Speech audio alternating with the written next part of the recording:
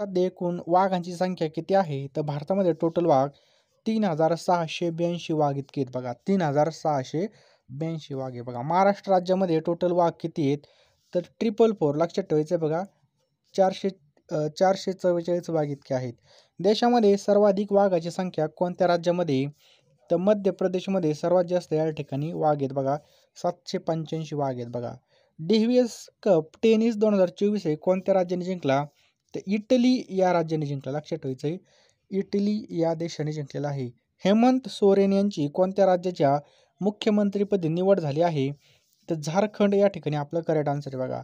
केंद्र सरकारने सुरू केलेला पॅन 2.0 प्रकल्प कोणत्या मंत्रालयाशी संबंधित आहे? तर वित्त मंत्रालयाशी बघा हे संबंधित आहे. लक्षात ठेवायचं आपला वित्त मंत्रालय. पुढचा प्रश्न बघा. नॅशनल मिल्क डे कधी साजरा करण्यात येतो? तर नॅशनल मिल्क डे बघा 26 नोव्हेंबरला साजरा केला जातो. लक्षात ठेवायचं आपला 26 नोव्हेंबरला. पुढचा प्रश्न अत्यंत महत्त्वाचा बघा. पोलीस भरतीला वारंवार विचारला जातो.